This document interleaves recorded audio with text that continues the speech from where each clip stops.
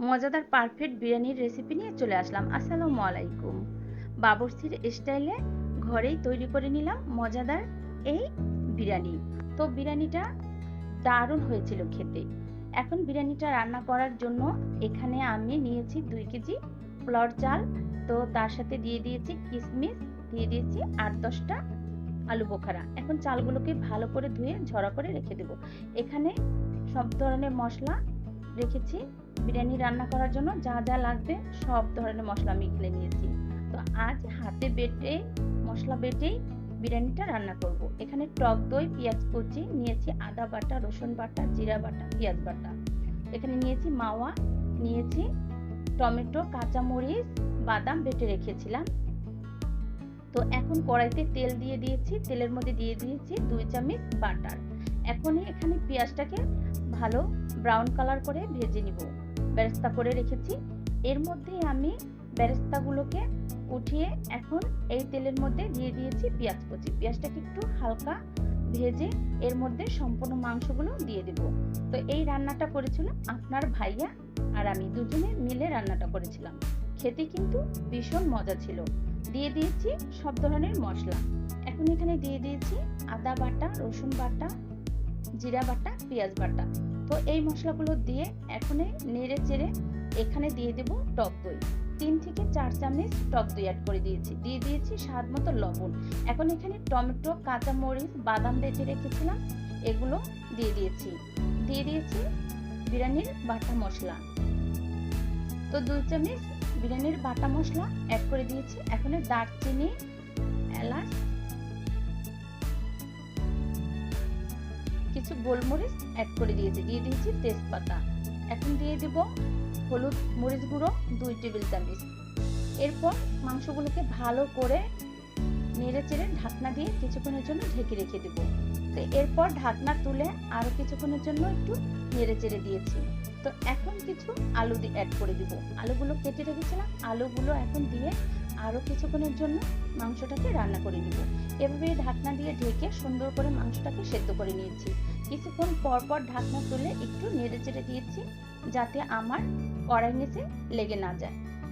তো এর মধ্যে দিয়ে দিয়েছি কিছু কাঁচামরিচ, দিয়ে এখন মাংসটাকে আরো সুন্দর করে রান্না করে নিয়েছি। তো এরপর মাংসটার সম্পূর্ণ রান্না শেষ। এখন এখানে পোলাওটা রান্না করার জন্য দিয়ে দিয়েছি 2 লিটার পানি। পানির মধ্যে দিয়ে দিয়েছি গুঁড়ো দুধ। এরপর দিয়ে দেব বাটার। এখন এখানে 2 চামচ বাটার দিয়েছি। বাটার দিয়ে এখন এখানে দিয়ে দেব সাদা তেল। দিয়ে দিয়েছি তেজপাতা, দারচিনি, এলাচ। এখন ভালো করে পানিটা বলক আসা পর্যন্ত অপেক্ষা করতে হবে। তো স্বাদ মতো লবণ দিয়ে দিয়েছি, দিয়ে দিয়েছি কাঁচামরিচ। এখন এখানে রেখেছিলাম মাওয়াটাকে আমি সবই দিয়ে দিয়েছি। দিয়ে এখনই ভালো করে নেড়ে চেড়ে ঢাকনা দিয়ে ঢেকে দেব। তো দিয়ে দিলাম এখানে ঘি। এখন দিয়ে দিব বেরেস্তাগুলো দিয়ে ঢাকনা দিয়ে ঢেকে দিয়েছি। তো বলক চলে আসাতে এখন চালগুলো আমি আগে ধুয়ে ঝরা দিয়ে রেখেছিলাম, এখন চালগুলো দিয়ে ভালো করে নেড়ে চেড়ে ঢাকনা দিয়ে ঢেকে রেখে দেব। বলক আসা আগ পর্যন্ত অপেক্ষা করব। বলক চলে আসলে এখন আমি ভালো করে নেড়ে চেড়ে দিব। এখন মাংসগুলো সম্পূর্ণ উপর দিয়ে দিয়ে ভালো করে উল্টিয়ে পাল্টিয়ে নেড়ে চেড়ে নিব। তৈরি হয়ে গেল মজাদার বাবুর্চির স্টাইলে বিরিয়ানি। ভালো লাগলে অবশ্যই লাইক, কমেন্ট, শেয়ার করতে ভুলবেন না নিত্য নতুন রেসিপি পাওয়ার জন্য। তো এখন বিরিয়ানির সাথে মাংসটাকে ভালো করে এভাবে মিক্স করে নিয়েছি। এখন বাকি যে গোশগুলো ছিল সেগুলো আমি এভাবে ভালো করে মিশিয়ে নিয়েছি। তো এভাবে উল্টিয়ে পাল্টিয়ে বিরিয়ানিটা সুন্দর করে নেড়ে চেড়ে দিতে হবে। এখন আমি এখানে দিয়ে দেবো কেওড়া জল। কেওড়া জল দিয়ে আরও কিছুক্ষণের জন্য ভালো করে উল্টিয়ে পাল্টিয়ে নেড়ে চেড়ে দিয়েছি যাতে বিরিয়ানিটা সম্পূর্ণভাবে ফুটে। তো এখন আমি ভালো করে নেড়ে চেড়ে দেওয়াতে একটি তাওয়া বসিয়ে দিলাম চুলায়, দিয়ে পাতিলটা এখন আমি বিরিয়ানিটাকে দমে রেখে দেব।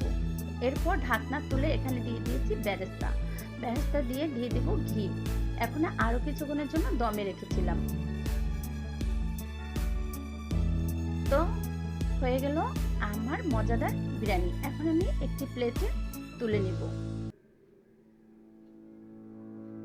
তো এভাবে আমি একটি প্লেটে এখন পরিবেশন করে নিয়েছি। এখানে একটি সালাদ তৈরি করে নিয়েছিলাম টক দই দিয়ে। এখন একটি লেবু দিয়ে দিলাম। খেতে কিন্তু মাশাআল্লাহ ভীষণ মজা ছিল।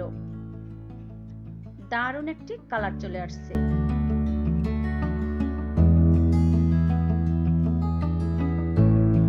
তো মাংসটা কত সুন্দর সেদ্ধ হয়ে আসছে।